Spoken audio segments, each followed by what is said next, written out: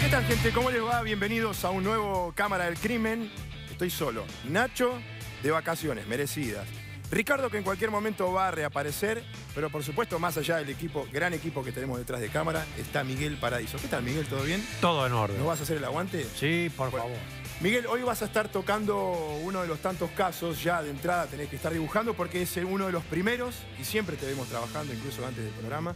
Perfecto. Que marca la violencia de género, que marca la violencia machista, que marca además la violencia de género en su máxima expresión.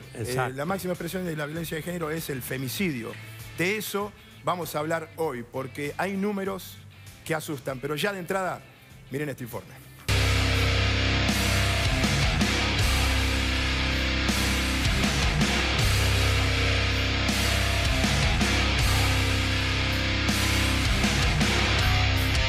Se cruza a pedirme una pala de punta para ir a sacar lombrices. Y más o menos a los 30, 40 minutos volvió. Estaba más dura la tierra, dice.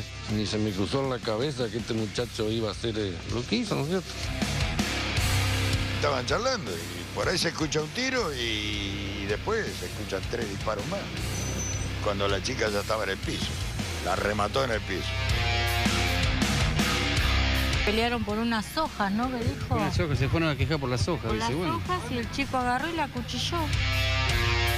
Lo veo al chico hablando por teléfono en el medio de la calle, vestido con su uniforme. La maté, ahora voy a ir preso, no sé cuántos años me van a dar, ¿no entendés? ¿No entendés? Decía. O sea que la semana pasada estuvo preso por una restricción de acercamiento.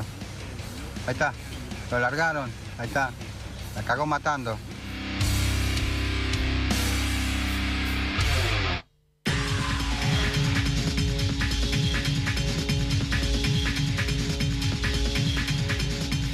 A ver, ese número es sorprendente. Nosotros el sábado pasado con Nacho hablábamos incluso de un caso, el de Agustina, en la provincia de Santa Fe, en Esperanza, y decíamos entre 8 y 9 femicidios en lo que va del año y nos sorprendíamos. Una semana después tenemos que hablar de más de 15 femicidios. ¿Y por qué este número, más de 15? Porque lamentablemente ahora, tranquilamente, según estos números, pueden estar matando a otra mujer. Y son números que en realidad no quedan fijos, obviamente por esto de que son sucesivos y además hay chicas, hay mujeres que resultan gravemente heridas y no forman parte de esa estadística porque la estadística es a partir de la muerte. Algo injusto para los atacantes, en realidad, algo injusto porque deberían ser contados también esos casos, porque la violencia es la misma. La violencia de género, el balazo, el golpe, el arma blanca es el mismo. Simplemente que el acusado en algunos casos puede tener hasta la suerte de que la víctima no muere. Fíjate, Agustina, Celeste, Dayana, Tanisa, estas son las víctimas de lo que va del 2019. Giselle, Jocelyn, Liliana, también Liliana, Mariana, Ramona, Romina, Sandra, Silvia, Susana y Silvia. No son solo estadísticas, no son solamente una cara 4x4 y juntamos imágenes y nada más. Son las víctimas y cada una de ellas tiene una historia. Pueden ser mi mamá, tu abuela, tu hermana, tu nieta, mi prima. Nos tienen que representar a todos. Ellas nos identifican a todos los argentinos. Estamos hablando de más de 15 femicidios en lo que va de la Argentina, en las diferentes provincias.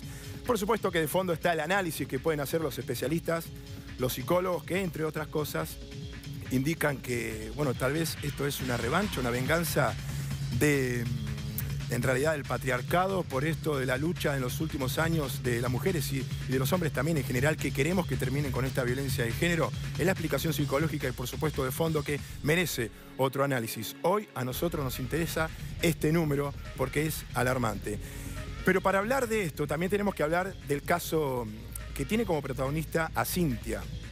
Cintia Pichirilo tiene 34 años y en su momento hace poco. Es sorprendente porque este caso ocurrió hace poco, 34 años. Ella había salido a bailar con sus amigos, con sus amigas.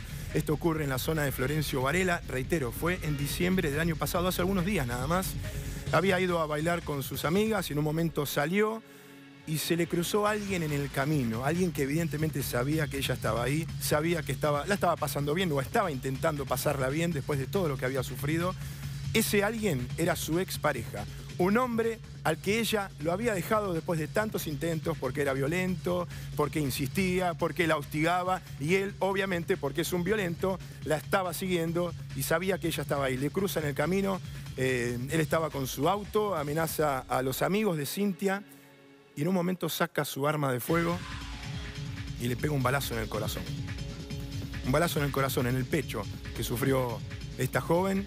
Y en ese momento, ¿qué fue lo que pasó? El hombre, el atacante que la agarró, la privó de la libertad, prácticamente la secuestró, se la llevó en su auto, ante la mirada y la sorpresa de todos, se la llevó, ella estaba baleada en el pecho. Consciente todavía, están 20 minutos dando vuelta en el auto. ¿Y qué fue lo último que hizo este hombre, este atacante, con su pareja gravemente herida? Porque él la había baleado en el pecho, la tiró, la descartó en un hospital. Como hacen, ¿vieron los delincuentes que hacen un robo y uno de los cómplices resulta baleado y los tiran así, los descartan porque son cobardes, no se quedan con la víctima? Se quedan ahí, se van, en realidad desaparecen, y este hombre hizo lo mismo. Dejó a su mujer, a Cintia, su ex mujer, a la que estaba hostigando. Él tenía una denuncia, tenía la restricción de acercamiento porque ella, cansada del hostigamiento, obviamente lo había denunciado. Y entonces el hombre la baleó, la dejó en un hospital, se fue, escapó, pero finalmente fue detenido. Este es un caso que tranquilamente podría haber sido una de las imágenes que acabamos de mostrar, uno de los tantos femicidios en la Argentina, pero como dije antes, el acusado tuvo la suerte de que Cintia reviviera en realidad, porque después se recuperó y hoy está sentada acá en Cámara del Crimen para que nos cuente en primera persona cómo es esto de sufrir un ataque de estas características. Cintia, buenas tardes, muchas gracias por venir. No, gracias La a verdad ustedes. es que yo repasando la información todavía me sorprende y hasta llego a pensar que tal vez estoy equivocado. ¿Vos tenés en estos momentos un balazo en la nuca? ¿Ese balazo que entró por tu pecho y termina alojado en la nuca de este hombre? Sí, la bala quedó acá. No me la pudieron sacar porque era más peligroso en realidad moverla, ya que rozó la yugular y quedó alojada acá en el cuello y bueno, peligraba más mi vida. ¿Cuánto hace que eran novios? ¿Cuánto hace que se conocían? Porque hacía 4 meses, con respecto a este hecho, que vos lo habías dejado. Exactamente. Nosotros tuvimos una relación de 3 años y medio más o menos. Luego fuimos a convivir y bueno, empezó el tema de lo que es los golpes, la violencia. Yo le marco las primeras denuncias. Claro, que como siempre de entrada eso no se ve y él no lo refleja. No. Y después, bueno, ya, o sea, empezaron lo que es las amenazas con cuchillas, con otras cosas. Y bueno, ahí es donde él me empieza a amenazar de muerte, a decirme que si yo lo dejaba me iba a matar, con mi hija también. Y es donde yo empiezo a cerrarme y por ahí a tener miedo de que realmente termine con mi vida. Siempre esto lo remarcamos porque es muy importante. No hay pretexto, obviamente no hay motivos para hacer toda esta locura. No, por supuesto. Ahora, en su cabeza, ¿qué es lo que él, entre comillas, lo ponemos entre comillas, te reclamaba? ¿Cuál era su pretexto? Ponele decirlo así porque en realidad no hay, como dije, ¿no? En realidad el pretexto fue puntualmente de que yo me había alejado por la situación, de que él quizás ya no entendía de que yo estaba cansada de las cosas violentas o de los maltratos físicos extremos. Él no se aguantaba que vos lo estabas dejando. Claro. Y yo creo que, que quizás lo que no entendió fue que, una mujer tiene derecho a estar bien, a poder salir adelante sola, sin la necesidad de tener que estar pasando por ese tipo de cosas. Totalmente. Como si fuese normal. Entonces, bueno, creo que en un momento él me siguió, me esperó a 2 cuadras de mi casa. No es que me encontró en la puerta del boliche, me esperó a 2 cuadras de mi casa, me siguió. Y ahí es donde me golpeó, me dispara, a quemarropa en el pecho. Y bueno, nada, me cago y me sube al auto. Ahora vamos al hecho puntual, pero ¿cuánto hace que lo habías denunciado a él? Y hace casi 2 meses lo había denunciado, sí. Que tenía la restricción, no se podía acercar. Está claro con tu caso que... Igual tuvo otras denuncias. Que no sirve de nada. Un papel que a él le diga no tenés que acercarte a tal persona o a tal lugar. Tal cual. Tiene que estar, pero no es solo eso. Sí. A él por ejemplo, no sé, la justicia lo llamó para hacerle un análisis a nivel psicológico, para examinarlo, para saber y controlarlo dónde estaba. No, absolutamente nada. Cuando vos ya en realidad habías denunciado todo lo que habías vivido, la pesadilla. Sí, exacto. Hasta que yo no estuve en coma en un hospital, como lo dije, muriéndome, no hicieron nada, porque yo ya había amenazado, había dicho que me amenazó con un cuchillo, que me quiso matar, que me estaba amenazando de muerte. ¿Saliste del boliche entonces? Sí, salí del lugar y bueno, nada, fuimos a desayunar todo. Cuando estoy llegando a mi casa, él me estaba esperando con el auto, me lo cruza Y me empezó a apuntar con el arma, a decirme, bueno, bajate HDP, que si vos me dejás yo te mato, que lo mismo de siempre, tengo 2 balas. ¿Ya te había seguido él en otra oportunidad? Anteriormente no. ¿Y tus amigos? O no me enteré, Porque no vos sé. sola no estabas. ¿Qué pasó? Sí, Porque- venía con uno de mis amigos en el auto que me estaba trayendo a mi casa, porque yo me había olvidado el celular justamente, entonces no podía llamar a un Uber ni nada, ¿viste? Ujú. Bueno, la cuestión es que cuando él apunta con el arma, me dice, bajate del auto, bueno, todas las malas palabras había por haber. Bueno, yo desciendo del auto y me quedo parada en la calle. Y ahí quería hacerme subir al auto de él. Vos te bajás por miedo, obviamente. Sí, me no bajo querías ir con él, pero aterrada. querías medio un poco tratar de apaciguar. Te pedía eso, pero no querías ir con él. Y... No, me quedé parada en la calle, obviamente, para que no involucrara a la otra persona Totalmente. que también. Bueno, y ahí le dije que por favor, que no, que, o sea, en otro momento lo hablábamos, que no sé. Y él apuntándome, subite al auto, subite al auto, subite al auto. ¿Lo habías visto alguna vez con un arma de fuego? No, con un arma de fuego no.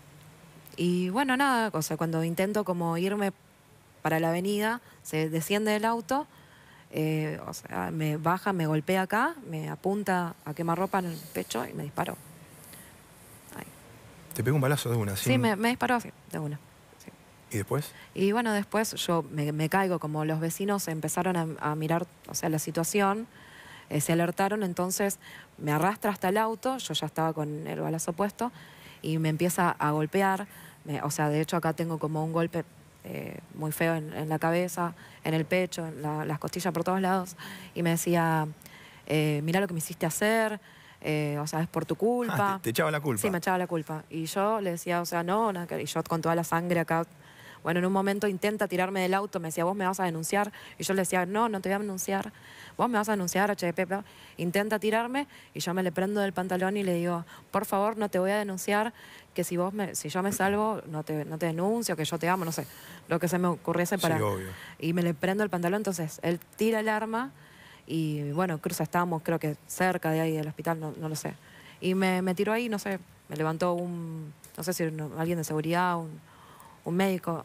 Y bueno, lo último que recuerdo es que una de las enfermeras, Laura, que después reconozco quién es, me miraba, me hablaba, yo ya no entendía nada. Claro, vos estabas consciente al momento del hecho, con el balazo, pero después fuiste perdiendo la Después conciencia. como que fui perdiendo, no Te solo estaba desangrando, la Cintia. audición, sí, en parte mucha sangre, todo. No. Fue muy traumático, sí, muy. Y él te tira baleada, porque él te atacó, en la puerta del Hospital del Cruce. Sí.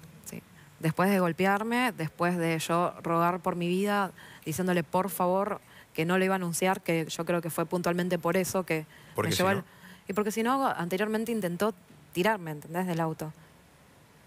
Entonces yo le dije, si yo me muero, vas a ir preso igual, o sea. Intenté hacer, no sé, dentro de lo que sentí que estaba perdiendo el conocimiento, ya no podía respirar bien y obviamente la situación de estado en shock que tenía, hacer todo lo que pude para poder salvar mi vida, porque De hecho, lo hiciste. sí, de hecho, gracias a Dios, sí. ¿Qué sentías en ese momento? ¿Qué pensabas? Cuando estabas baleada, estaba este hombre armado al costado, te quería tirar. Nada, sentía terror y pensé, no sé, o sea, lo que estuviese a mi alcance para poder llegar al hospital y no sé, que me ayuden, porque no sabía qué otra cosa hacer, ¿no? Bueno, después estuviste internada, Sí, caí en coma, estuve creo que casi 20 días en el hospital. La verdad es que el hospital del Cruce Varela de alta complejidad, excelentes todos los médicos, enfermeros. Y bueno, gracias a ellos y a que Dios estuvo ahí ayudándome porque hasta sentí que me estaba muriendo y fue como una situación horrible agonizar. Y bueno, creo que como que tengo una segunda oportunidad de vida, el 31 de diciembre a las 7 de la tarde tomo la conciencia y empiezo a darme cuenta de que podía respirar, más allá del oxígeno y todo, me ayudaron mucho y bueno, y es como que comencé de nuevo a vivir. El 31 de diciembre Sí, comenzaste a sí. entender qué pasaba, despertaste. Sí, desperté y bueno, nada, es como que ahí empecé a darme cuenta. Es más, recuerdo que le pregunto a una de las médicas que me estaba atendiendo qué día era y me dice, 31 de diciembre a las 19:20, me dice. Y yo estaba con el oxígeno y ahí me largo a llorar. Y me dice, no llores, tenés que respirar. Y yo, bueno, nada, es como que ahí. ¿Qué significa? Mira, vamos a ver cómo estabas en su momento, una imagen tuya, ¿Está bien? que es muy fuerte, más allá de tu relato. Sí. ¿Esto en qué momento es? ¿Después? No, ¿después de qué? ¿Después del hecho? No, eso fue antes del ¿Antes hecho. del Antes hecho? del hecho, sí.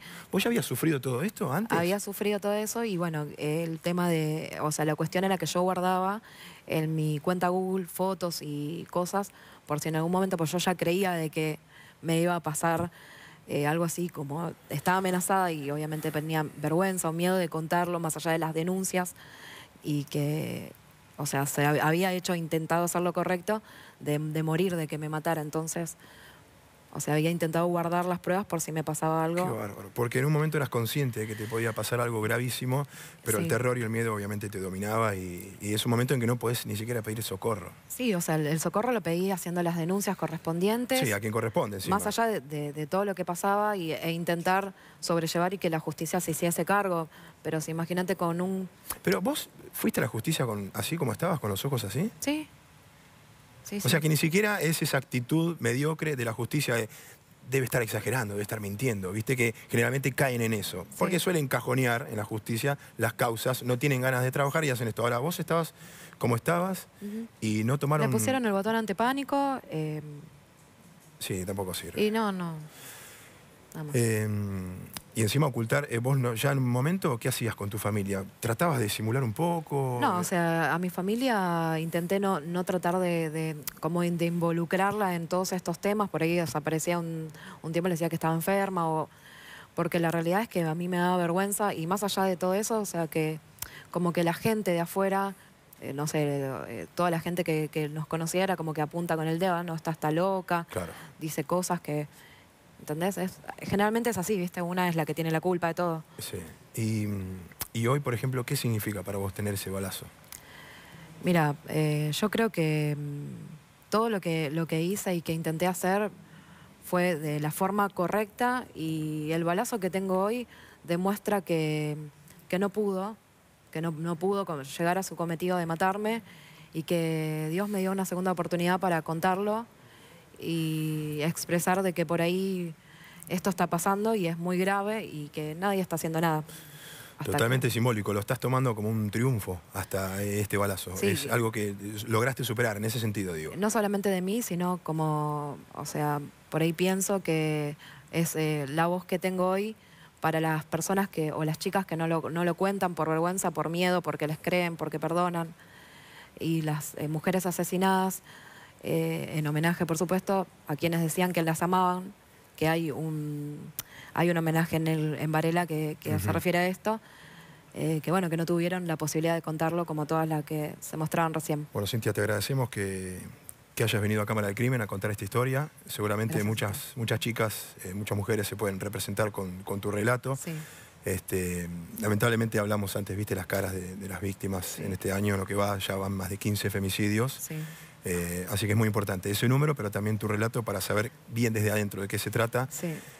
Porque no es solamente un grito o la violencia psicológica, que eso ya también es grave, sino también un balazo al pecho. Y además también una cosa que quiero contar, que hay, o sea, me llegaron muchos mensajes de muchas chicas que están pasando por situaciones similares, Claro. de golpes, Mariana o Betina, que también son de Florencio Varela, y están cansadas de hacer denuncias y nadie las ayuda.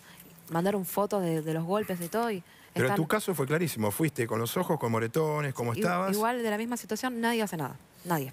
Gracias, Cintia. A ustedes. Y claro, la violencia doméstica ocurre en todas las provincias. Hoy el eje nuestro es el femicidio, la violencia de género, el hombre que ataca a la mujer. Pero hay veces que pasa al revés. De puertas para adentro todo puede pasar y por eso nos tenemos que ir al interior del país, a la provincia de Corrientes, donde una mujer mató de 8 balazos a su marido.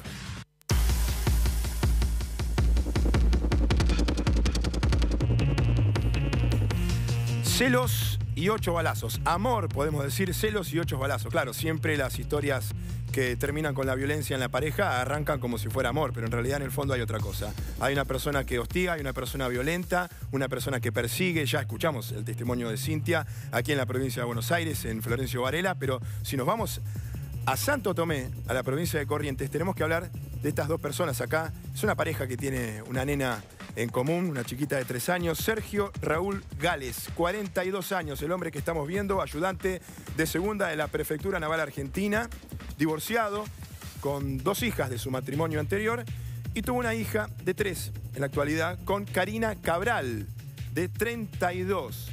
Este es el el agente de la prefectura que termina siendo la víctima de esta historia. Y ella es Karina Cabral, cabo primero de la policía correntina. Los dos integrantes de una fuerza de seguridad, respectivamente. Agente de la prefectura, agente de la policía de la provincia de Corrientes. Viendo la información, es el manual del violento, pero al revés. Tenemos que hablar de ella. Celosa, posesiva, se enojaba. Yo había dicho que él tenía una pareja anterior, se había divorciado y que tenía 2 hijos, de 10 y 15 años. Se enojaba cuando él quería ir a visitar a sus otros hijos. Ella se enojaba porque su actual pareja tenía que ir a ver a sus hijos, obviamente. Se enojaba cuando él le daba más plata de lo que habían acordado en la justicia a su expareja para la mantención de los chiquitos. Se enojaba cuando tenía que salir con amigos. Se enojaba y hostigaba y hostigaba. Y un día, los vecinos de Santo Tomé, en la madrugada, hace poco, el domingo, a las 3 de la mañana, escucharon gritos, una discusión, los vecinos de la casa de esta familia, y 8 balazos. Obviamente, los vecinos advirtieron que algo gravísimo acababa de pasar en la casa de estas 2 personas. Llamaron al 911, llegó la policía y se encontraron con este agente de la prefectura, con Sergio, muerto en la vereda de su casa, a metros de su camioneta. Estaba muerto y comprobaron que tenía 8 balazos en la cabeza, en el pecho, en los brazos. Claro, ella policía, sabía cómo disparar y cuántos balazos para asegurarse la muerte de este hombre. Pero ¿qué fue lo que pasó? Todavía nadie entendía nada. Y entonces vieron que ella estaba en shock, que no podía decir mucho. Su hija, que presenció todo esto, de 3 años, estaba llorando. Él, al momento del hecho, según cuentan en el relato, incluso ella también lo confesó, estaba tratando de hacer dormir a la nena, porque claro, estaban discutiendo, no se podían dormir en las 3 de la mañana, estaba en la habitación de ella, se da una discusión y todo termina en la otra habitación cuando ella, entonces, esta mujer, le pega 8 balazos a este hombre, que sale desvanecido, intenta escapar, intenta zafar de esta situación, subirse a su camioneta, pero muere. Vamos a ver el informe de nuestro compañero Eduardo Sibila, que se fue justamente hasta la provincia de Corrientes para ver en detalle cómo fue esta historia.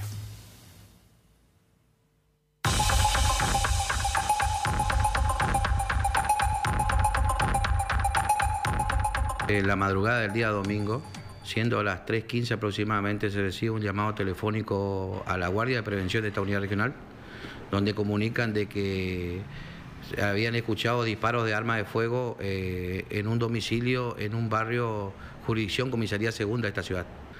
Acuden ambos móviles al lugar, donde efectivamente se encuentran que en la vereda, a la salida de un domicilio, yacía el cuerpo de una persona de sexo masculina, prácticamente ya sin vida, ¿no?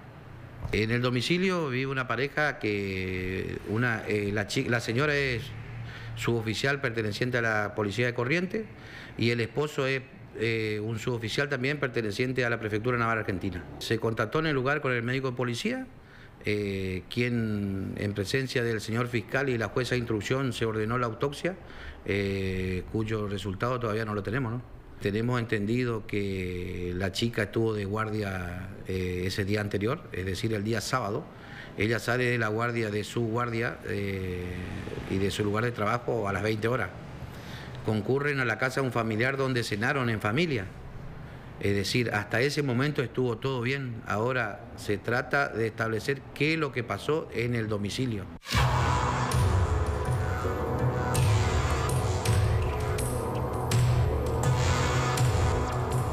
Se constató en primera medida la muerte del señor, en este caso de apellido Gales, perteneciente a la prefectura. Posteriormente se realizaron todas las pericias, secuestro de ambas armas. En el lugar se pudieron rastrillar y encontrar diferentes vainas servidas. Se constató también sangre dentro del lugar y afuera. Y también se realizaron tanto los dermotest como todas las pericias sobre la arma y las personas. Eran cónyuges, la propiedad era de ambos, aparentemente. Vivían con su hija menor, de entre 3 y 4 años, y fue en ese lugar donde ocurrieron los hechos. ¿Cuál es la situación de la mujer, en este caso de Karina Cabral, la mujer que está investigada por el homicidio de su marido? En este caso está como imputada, está prendida y por ahora incomunicada hasta que el sumario o la juez determine el abocamiento. En principio, como están las cosas y como de acuerdo a los primeros datos de la autopsia, está caratulado como homicidio agravado.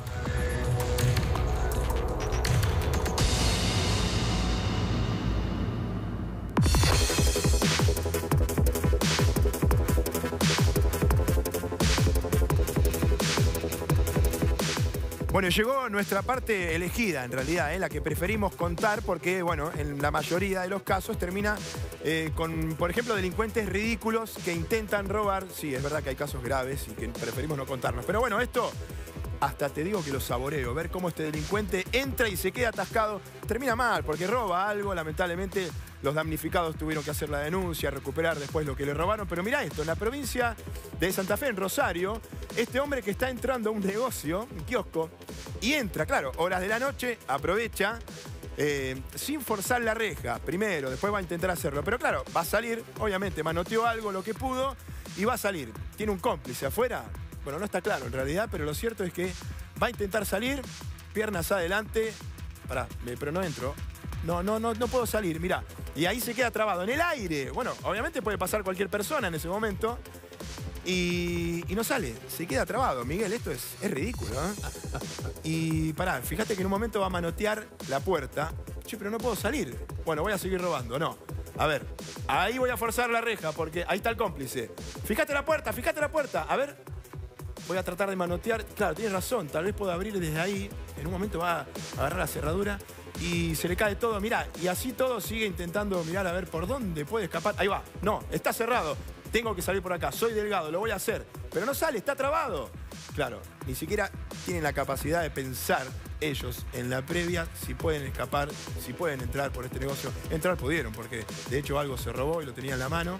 A esta altura a él ya ni le importa lo que estaba robando, obviamente, porque lo más importante era fugar, porque estaba viniendo la policía y ahí pasa la cabeza y se fue, señora. Sí, finalmente este delincuente que se fue. Y esto, a ver, ¿dónde pasó esto?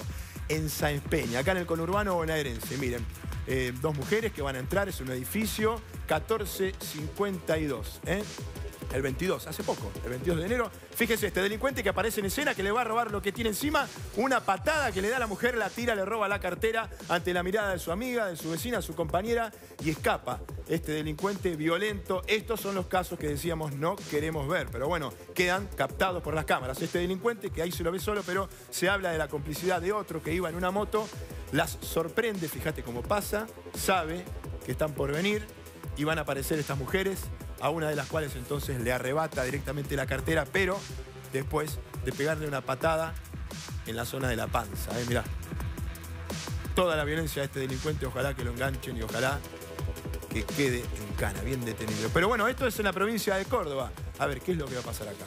Este hombre con anteojos que va a subir la escalera, le va a pegar con un casco. ¿Qué es un casco, Miguel, esto? Mirá, a esta mujer le pega, ¿pero por qué?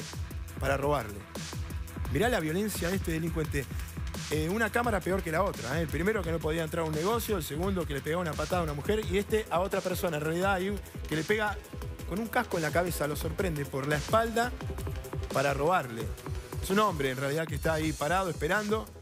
Yo primero cuando vi estas imágenes en la previa pensaba que era un agresivo contra un conocido. No, le quiere robar y para dejarlo en shock, para que no tenga reacción, le pega con el casco en la cabeza.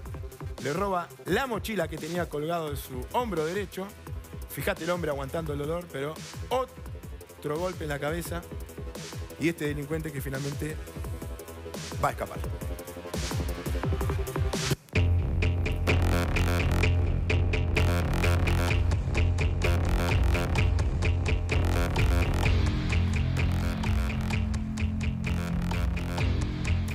Sí, es verdad, hay mucha violencia. Más allá de los casos de femicidio que acabamos de contar, de las estadísticas que nos sorprende y nos da mucho terror, y esas cámaras de seguridad. Ahora tenemos que hablar de la violencia adolescente, pero violencia fatal, porque tenemos que hablar de un caso que tiene como víctima en la provincia de Córdoba, en la zona de Río Segundo, a un adolescente de 13 años que había salido a andar en bicicleta.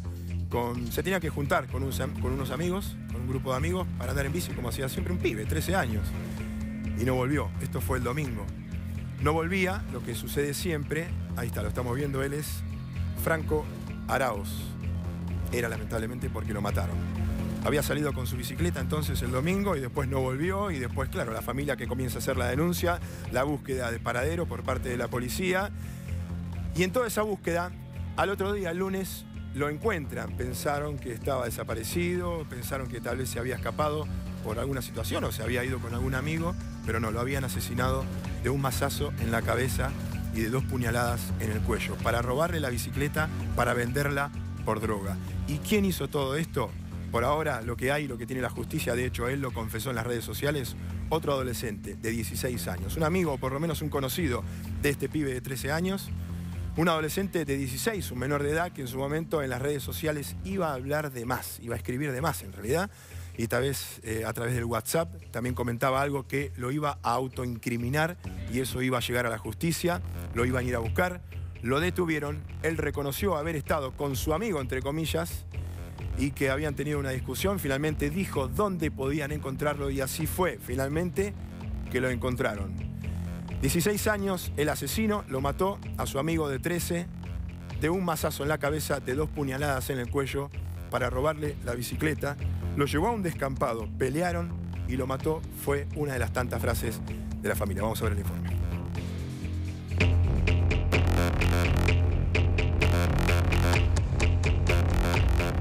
Salió el domingo a las 3 de la tarde, dijo, mamá, ya vuelvo, voy a dar una vuelta, estoy aburrido, él anda en bici y no supimos más nada.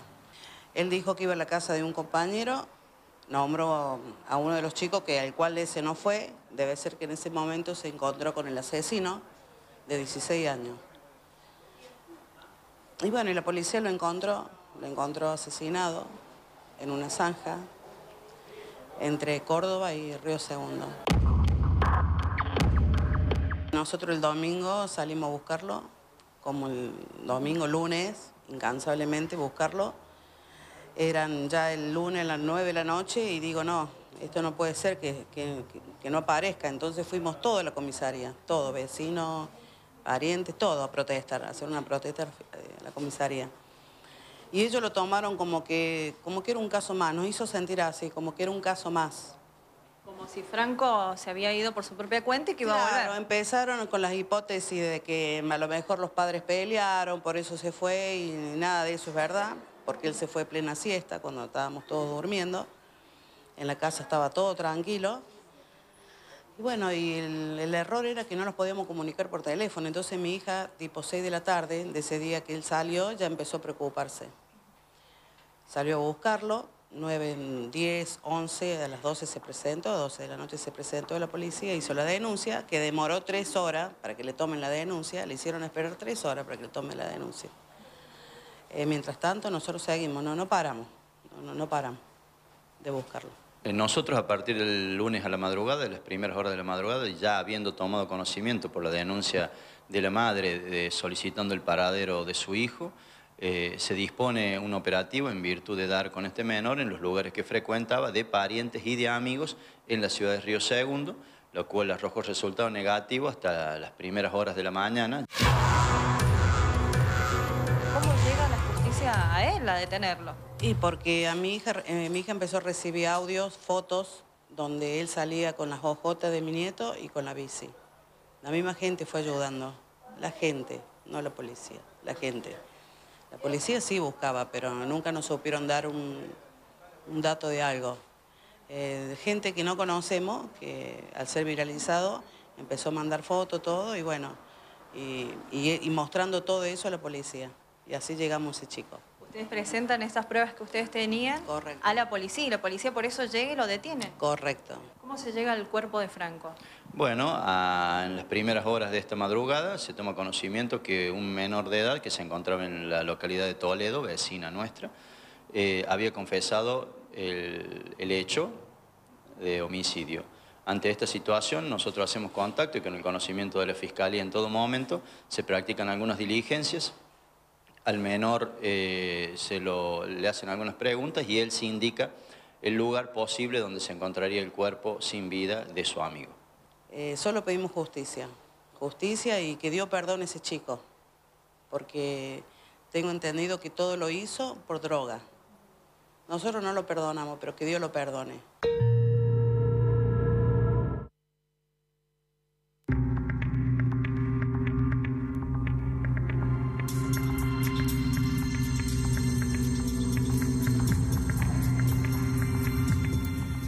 Vamos a hablar de una historia ahora que la verdad es que la recordamos tanto porque fue muy conmocionante. En realidad generó no solo conmoción, sino que generó tal vez la esperanza de que haya un cambio y una vuelta de página, un antes y un después con respecto a los motochorros. Eso después lo vamos a hablar porque son los delincuentes. Hoy la atención nuestra está en la víctima y su familia. No solo marca cómo actúan estos delincuentes, los motochorros, sino también la injusticia, y volvemos a hablar de lo mismo de siempre, la edad de los delincuentes, la edad de inimputabilidad o imputabilidad, y un caso que hasta generó el cambio en una comisaría, en la 38. Recuerden el caso de Brian Aguinaco. Él tenía 14 años y fue asesinado por delincuentes en el barrio porteño de Flores. Ahí está el chiquito, este nene que en su momento en Rivera Indarte y Asamblea, en la previa a la Navidad del 2016, hace un poquito más de 2 años, estaba con su abuelo, con Enrique, en un auto, pero estos delincuentes, una vieja banda conocida de la zona, de la Villa 1114, salían a robar a esa zona sur del barrio porteño de Flores, y entonces arrebataban, iban a mano armada, robaban, y en esa oportunidad entonces, ese día, le robaron a una mujer, le robaron lo que tenía encima, y después en plena fuga se topan prácticamente, se chocan contra Enrique, que venía con su auto tranquilo, con su nieto, con Brian, que iba en el asiento del acompañante, y una situación que no quedó clara, que tampoco viene ahora, no tiene mucha importancia aclararla, porque los delincuentes pensaron que no iban a poder continuar la fuga, acababan de robarle a una mujer, en un momento quedan medio encerrados. Y lo que hace uno de los delincuentes, el que iba atrás en esa moto, de esos 2 motochorros, es directamente balear el auto de Enrique. Balazo que le pega a Brian, que le provoca la muerte. Los delincuentes escaparon, después fueron detenidos.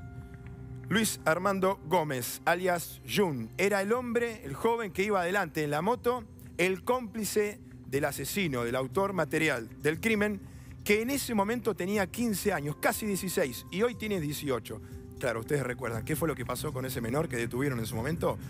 Le dieron la libertad y prácticamente le recomendaron, andate, y se fue a Perú, se fue a otro país porque en realidad sus padres detenidos, su mamá con arresto domiciliario por narcotráfico, y se fue con sus abuelos, y recordemos un posteo y una foto de la madre de este asesino que lo despedía en Ezeiza, y eso provocaba la indignación, obviamente, era casi como que estaba cargando a toda la Argentina, no solo a la familia de Brian, y después nos enteramos, y hace poco, que ese pibe, que también irónicamente se llama Brian, volvió, hoy tiene 18 años, es el asesino de Brian Aguinaco, el pibe de 14 años, y está libre, está entre nosotros y está seguramente cerca de la familia de la víctima, que imagínense lo que es esta situación para ellos, y por eso nosotros los invitamos a Cámara del Crimen y les agradecemos que hayan venido, Eliana, Fernando. Un caso que, como decía, ¿no? Lo recordamos tanto y todavía sigue provocando lo mismo, porque fue reciente, es de 2016, pasaron 2 años, pero todavía no está resuelta la situación de uno de los delincuentes, el primero de los detenidos, no sé el orden que fue, pero el que iba adelante en la moto. Claro. Y el otro Brian. ¿Qué es lo que pasa con ese Brian, con el delincuente, con el asesino? ¿A dónde está ahora? Supuestamente está acá en el país. Tenemos entendido eso, que está acá. Que no sé si estará con la madre, en dónde estará, pero tenemos entendido que está en el país. Es una persona que no va a ser juzgado nunca, porque cuando pasó lo que pasó era menor. Tenía 15, casi 16, hoy tiene 18. Claro. Eliana, recién repasábamos un poco cómo fue el hecho. ¿De dónde venían ellos? ¿Enrique, con tu nene? ¿Qué estaban haciendo? ¿Eran justo horas de la Navidad? Sí, estaban yendo a la peluquería a cortarse el pelo para prepararse para esa noche. Y ahí es cuando se cruzan en el camino con estos delincuentes que ya venían en fuga. Sí. De robar a una vecina. Sí, justo le estaban terminando de robar cuando mi papá se cruzó con ellos. Justo. ¿Por qué lo valieron? ¿Por qué esa actitud? ¿Se supo algo? ¿Explicó ante la justicia este Mira, en el juicio, que ahora estamos en un receso por por la feria judicial, ¿no? Claro, vamos a hablar al juicio contra no solo este hombre que fue detenido, el que iba delante de la moto, sino contra el resto de los integrantes de la banda que no estaban en ese momento, pero era una vieja banda conocida de esa zona de Flores. Claro, claro. A raíz del homicidio de Brian, se ve que empezaron a investigar un poco más y desbarataron toda parte de la bandita que estos chicos conformaban. ¿Y qué explicó el detenido? No, el detenido no declaró. Se negó a declarar. Típica. En las declaraciones, cuando declaró mi papá, yo, por cuestiones personales, preferí no presenciarlo para no escuchar ciertos detalles que no me iban a hacer bien. Totalmente. Pero por lo que tengo entendido, mi papá les gritó algo, o no sé si alto policía o algo, y el chico que venía atrás se dio vuelta y automáticamente disparó. Claro. No se fijó si era un policía, si no era un policía o quién era. ¿Y Enrique cómo está? ¿Tu papá? Como todos, mal, luchando él con su cabeza todos los días. No para de echarse la culpa. Es algo que yo hablé con él y que no tiene que echarse la culpa, ¿no? Totalmente. Son una reacción que tuvo como tiene cualquiera. Persona que, digamos, que no le gusta la delincuencia, como cualquier... Yo he reaccionado así varias veces también. Sí. Pero bueno, nada, hay que estar en la cabeza de él, ¿no? Porque en ese momento, bueno, pasó eso, le pegaron el balazo a tu chiquito y ellos escapaban, los delincuentes. Ellos se fueron, sí. Y salían los vecinos, y ¿cómo fue? Porque recuerdo que el SAME que no llegaba, que lo llevaban al hospital. Mi papá lo llevó, claro. Estamos a 2 cuadras del hospital. Mi papá lo llevó con el auto. Tengo entendido que el nene le dijo, Tata, llévame al hospital. Fue lo último que habló, que dijo, y bueno, mi papá se lo llevó al hospital enseguida. Pero llegó prácticamente desangrado. Y además de superar esto, Eliana, por ejemplo, bueno, algo que no tiene ni siquiera uno puede imaginar cómo es, tiene que superar el tema de la presencia del asesino cerca de casa. Sí. Estamos hablando de la misma zona. Sí, lo tenemos a 15 cuadras. O menos. O menos, sí. Todo nos llega por gente de su barrio. Toda la información que a nosotros nos llega es gente de su mismo barrio que está indignada de que él esté ahí. ¿Qué información, por ejemplo? Y que cuando él volvió nos avisaron. Claro. Nos contactan por Facebook y nos hablan y nos dicen a dónde está, qué auto tiene, todo. Es increíble cómo esa persona puede estar acá en el país después de lo que hizo. Maneja un auto. Eso dicen. Dicen que sí, yo no lo vi manejando ni nada, no lo crucé todavía. Madre delincuente y está con su mamá en su casa. Sí. Porque sí, ella estuvo en una causa por narcotráfico y tenía arresto domiciliario. Ya la liberaron de ese tema, tengo entendido. Sí, yo recuerdo estuve, incluso fui a tocar timbre al edificio de la mujer, salió hasta la planta baja, hasta el hall de la planta baja. Igual con la pulsera ella salía igual, ¿eh? Total, por eso es lo que está demostrando. Sí, tiene que salir de ahí. Se fue a 6 a despedir a su hijo con pulsera. Exacto. Y lo publicó en las redes sociales. Correcto. Sí. Cuidaba a su otro hijo que había tenido unos días antes un problema, que estaba en el hospital, y ella publicaba todo en Facebook, o sea que lo veía todo el mundo. Y ustedes están encerrados en esta situación de que, por un lado, sí, técnicamente es inimputable. Tenía 15 años. Pero obviamente que a nosotros no nos entra en la cabeza esta situación. Nunca. ¿Y qué pueden reclamar y a quién? ¿Qué pueden hacer? ¿Qué herramientas pueden llegar a tener ustedes? Reclamar hacia este chico no podemos hacer nada, porque hagamos lo que hagamos, nunca va a pasarle algo o que la ley haga algo con este chico, porque cuando hizo lo que hizo tenía 15 años. Y ponele que ahora salga, que como que está por salir el tema de la baja imputabilidad, que lo quieren tratar, que bueno, ponele que salga, que se apruebe, no es retroactiva. O sea que nunca le va a pasar nada. A él no le va a tocar. Jamás.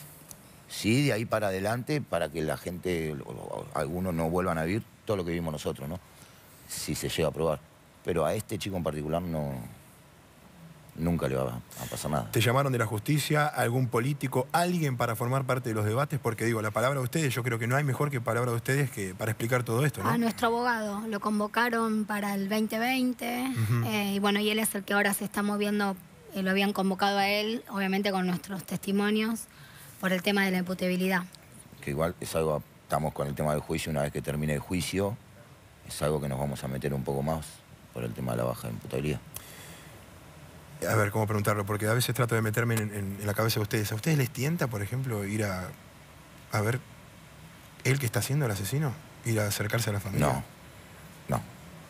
Yo no puedo. No tienen que hacerlo igual, obviamente, pero no, imagino ese pero... querer encontrarlo y dame una explicación o por qué esto. No, yo calculo que si uno lo tiene enfrente, no le va a preguntar. No, es simbólico eso, es para peor. Por eso mejor, obviamente, yo me que no lo imagino que crucen. sí, que es para peor. Obviamente que yo mejor que no se lo crucen por el miedo y además porque uno puede reaccionar de cualquier manera, pero eso es lo que te iba a decir. El día de mañana en un juicio, a veces pasa, ¿no? Que uno espera, aunque sea algo, un arrepentimiento de alguien, pero él ni siquiera el juicio va a tener. Mira, en el juicio no se acercó, no se va a acercar tampoco. Sí está el hermano en la causa, está siendo juzgado porque pertenecía a la banda. A la banda, claro. Claro. Sí la hemos cruzado a la madre, al hermano, pero nunca hubo un cruce de palabra, ¿no? ¿A la madre la cruzaron en el juicio? La hemos cruzado, sí. Nada, afuera. ¿no? No. En un momento se ha acercado a hablar con mi mamá, con el hermano de ella. ¿Para qué? ¿Qué decía? Que el hijo no había sido, tratando de limpiarlo. Pero, viste... Hubo cámaras, testigos, hubo todo. Los testigos lo reconocieron. Totalmente. O sea que, mejor palabra que la de testigo, que estaba ahí, que lo reconocieron. ¿Tu papá, mi en papá realidad? aparte y la madre de la chica que robaron, que estaba con esta chica, ¿no? Que hoy está viviendo en Corea, si no tengo mal. ¿Qué hace Enrique ahora, el abuelo, tu papá? Nada, labura, trata de mantener la cabeza ocupada. Como que igual desde que pasó lo que pasó viene en picada, ¿no? El cuerpo ya le está pasando factura, la cabeza se va decayendo, aunque uno le ponga toda la fuerza se va deprimiendo. Porque encima están ahí nomás, ¿a cuánto de la escena del hecho? 2 cuadras. 2 cuadras. Yo paso todos los días por ahí. Y él también. Viene de trabajar y pasa por ahí, yo también. Es inevitable, claro. No podemos pasar por otro lugar. Vemos las imágenes de él. Hay una imagen que siempre quedó, ¿no? Que la estamos poniendo, que es la de él ahí posando como futbolista, ¿no? Jugaba al Babi. Sí. Le encantaba jugar al fútbol.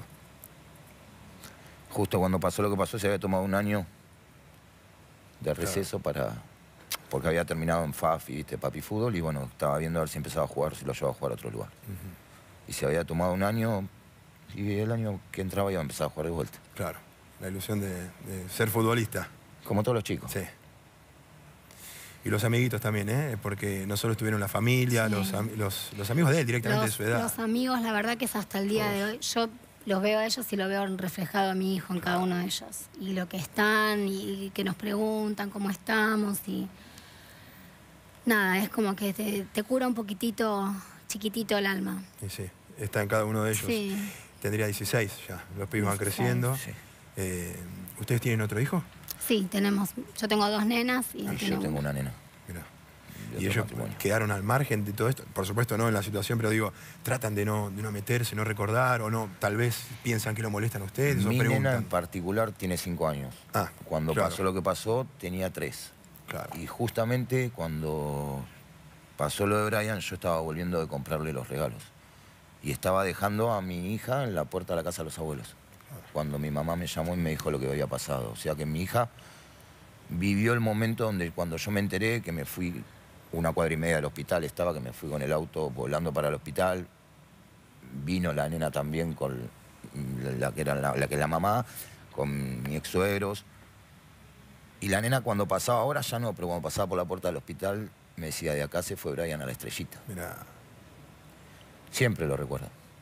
Que es la Estrellita de Brian, siempre. Muy presente lo tiene. Tanto mi hija como la hija de Sí, ella. mi hija tiene 8 y cuando pasó lo de Bra, sí, ella todo el tiempo lo recuerda. Al principio no le dije la verdad y después, cuando empezaron las clases, el tema lo sabía todo el mundo. Entonces busqué las palabras correctas como para decirle la verdad de lo que había pasado.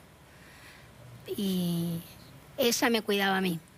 Ahora yo ya puedo estar un poquito, yo cuidarla a ella, pero al principio la verdad que ella se puso en un papel de cuidarme a mí y el otro día me decía, mamá, no me acuerdo de la voz de Brian, me decía. Y yo tengo audios y todo, pero todavía no puedo escuchar. Mirá, todavía no. Ya calculo que ya en algún momento lo haré, pero todavía no estoy preparada. Cada cosa a su tiempo. Sí. Claro, y ¿él cuándo cumplía años? 30 de octubre. Ahora, el tema es, ¿por qué es tan largo esto del juicio, no? 2 años, uno solo, bueno, ya hablamos el porqué, el otro no va a juicio, y encima ahora la pausa esta. Y justo agarró el tema de las ferias, que supuestamente tenían planeado que no llegue a las ferias, pero había muchos testigos, porque es una causa grande. A raíz del homicidio de Brian, bueno, desbarataron toda esta banda y 4 detenidos. En eso está incluido el que manejaba la moto. Y hay otro que está en la causa, pero no está detenido. Antes hablamos con otra chica, otra protagonista, que desde adentro, como ustedes lo cuentan, porque hay gente que no lo puede sentir, porque lo ve por la tele, tal vez un caso, y era muy importante. Su testimonio casi muere por su pareja. Ahora, la palabra de ustedes, yo ya sé cuál es la respuesta, seguramente, pero ¿se puede seguir en esta vida después de esto que pasaron? Cuesta mucho. Cuesta mucho. No tenés opción. Yo creo que cuando tenés otros hijos, no tenés mucha opción. Porque tenés también que pensar en tus otros hijos, pero nunca más volvés a ser la persona que eras antes. A veces, a mí me pasa, igual mucha terapia, ¿no? Pero alguien me ve reír y te sentís culpable por reírte. Y así tenés un montón de episodios. Pero los culpables son los asesinos, Y seguramente. Y el mensaje es todo al revés esto, ¿viste? Ellos hacen lo que quieren y nosotros lamentablemente quedas muerto en vida.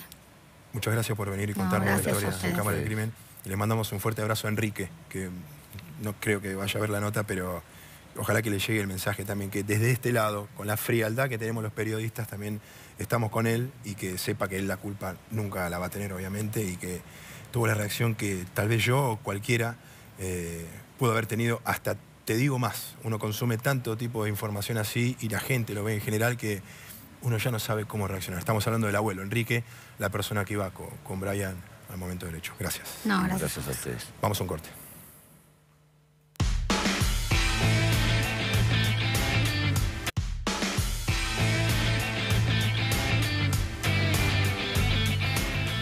Bueno, y llegó el momento Miguel Paradiso, claro, porque tenemos que ver con su arte uno de los tantos casos de los que estuvimos hablando, el caso de Cintia, ¿no? De Cintia Pichirilo, la chica que vos la reporteaste recién. Sí, que estuvimos hablando recién con ella, que nos puede contar qué fue lo que pasó adentro. Esta es la parte, esta es la imagen del momento en que ella ya fue baleada, ahí a 2 cuadras del boliche.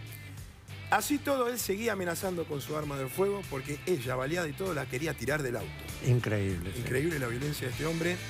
Y como todo cobarde, la terminó arrojando como si fuera una cosa a la puerta del hospital El Cruce de Varela. Después lo iban a detener y ella iba a venir a Cámara del Crimen para contarnos su historia. Increíble porque fue en diciembre y todavía tiene el balazo en la nuca, y esto sirve, su testimonio y el dibujo de Miguel, para ayudar a otras chicas que tal vez pueden llegar a vivir una situación similar, lamentablemente. Bueno, Miguel, muy bueno tu trabajo. Creo que estás aprobado. Bueno. Pero seguí así. Espero. Muy amable. Bueno, gracias. y seguimos esperando. Nacho, que está de vacaciones, se está poniendo bronceador. Exacto. Ricardo, que ya va a reaparecer seguramente. Así que, por el momento, seguimos remando. Hasta el próximo sábado, hasta el próximo Cámara del Crimen.